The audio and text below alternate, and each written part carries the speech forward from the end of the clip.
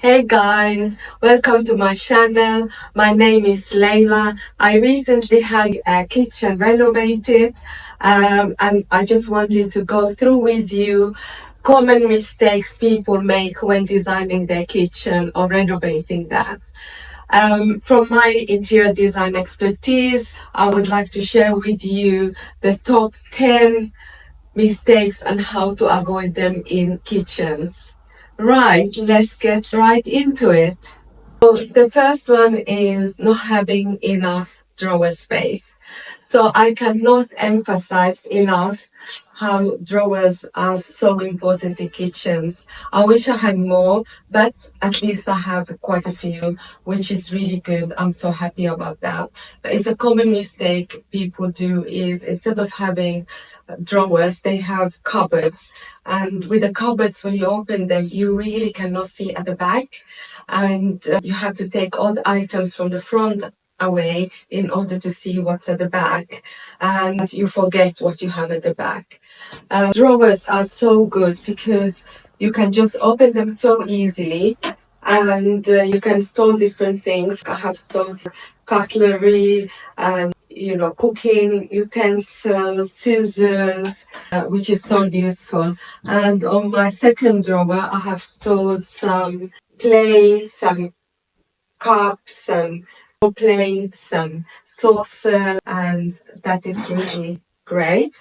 And in my bottom drawer, which is the biggest drawer, I have stored pots and pans, and it's so easy. You can just access them so easily. You can as well put them back easily, and you can see everything in one go, what you have and what you need. And it's just so much easier to use. And I love my drawers. I know it is expensive, more expensive than having just normal cupboards, but I think it's really a great investment if you can make it. Number two is not having enough countertop space near your hob and sink. So this is so important to have space next to these two places, which is the hob, because you're going to be cooking. So you need some space to prepare your food, and then you need to be able to cook. And also on the other side, if you can have space there too, it would really help. Also, the other area that you need space is the sink, and you really need space next to it, so on both sides. Moving on to number three, and that is wrongly positioned spotlights. And this is a very common mistake people make when designing their kitchen. What they do is they design the spotlights according to a grid in the ceiling, so it looks nice in the ceiling, but nobody looks at the ceiling. What is more important is really to think about what tasks you're performing in your kitchen and where you need the most lighting. So for example, if you are cooking and or washing dishes or washing your food, then you need some spotlights near the sink.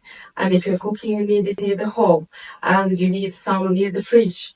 You need some near the oven and in the entrance. So you just position them where you need them most.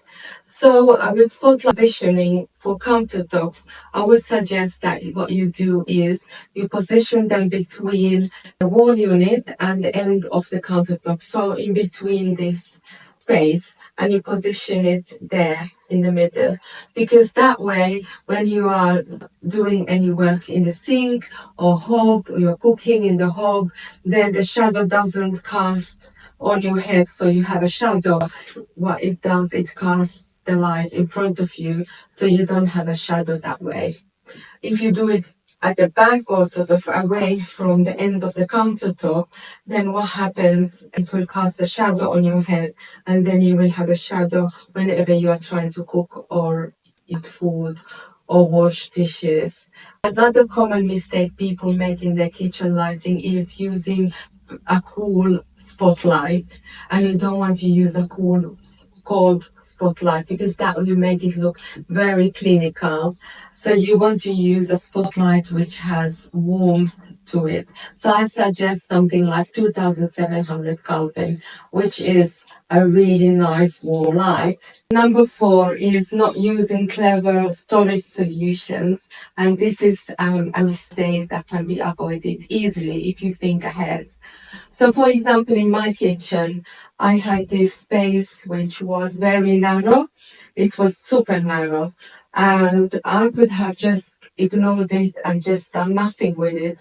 But what I decided to do is I decided to use it as storage. As you can see, I used a special storage solution here where it was very shallow because behind this cupboard there's not much space, but it is very shallow. But I decided to put a cupboard there because this is great for using it for like herbs, for salt, for baking stuff, and for water bottles too. When you're cooking, it's great because you can just take things very quickly and you can see everything in front of you. So it is amazing. And you can close the door when you're finished and done with it. And I love that. And you can do the same in your house. You can think about different ways of utilizing awkward or strange spaces. So number 5 is not having enough electrical outlets. And what I mean by that is in a busy kitchen, you have appliances like air fryers, you have mixers, you have rice makers, you have different things, bread makers, you have a toaster, coffee machine. So you need some electricity to all these appliances. And if you only have one switch near your countertop, then that's not going to be enough, because if you're using them at the same time, you won't be able to do so.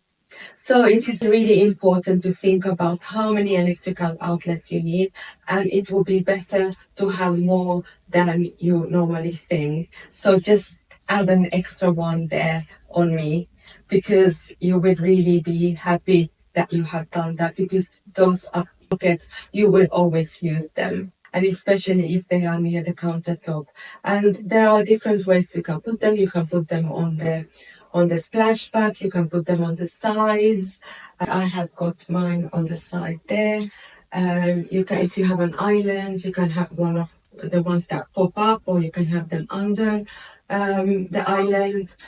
You can also have them above, sort of underneath your wall units. So there are lots of places where you can hide them and have them, and it will be very useful. Moving on to number 6, and that is not having fully integrated dishwasher, fridge and freezer.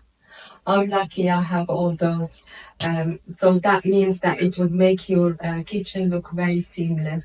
But before we go there, let me explain the difference. So fully integrated appliances is when you have it built into your unit, and it's got a front, so it looks exactly like a cupboard front. So for example, my dishwasher here is a fully integrated dishwasher, and so when it's closed, it just looks like it is part of the cupboard.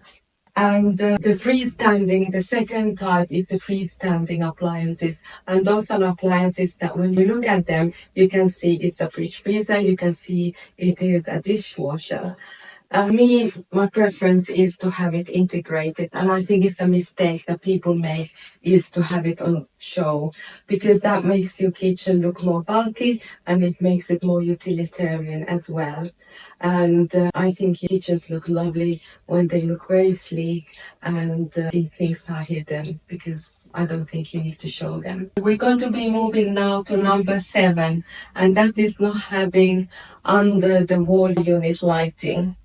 And I think this is a big mistake people make, because they just rely on one source of lighting, which is the spotlights. And this is just not enough, in my opinion. So I think what is really easy to do is to have under wall unit lighting, like I have done here. And nowadays you can just get an LED strip and you can just run it underneath your wall units. Although you need to plan for it beforehand, because you need to have it connected to electricity source. With these LED strips, it's really great. You can have them either at the back of the wall unit, like I have done, or you can have them in the front of the cupboards wall units in front. But either way, it will work. It will be amazing. And then that way you'll be able to see what you are doing and cooking, and you have much more light. It's really great thing to have.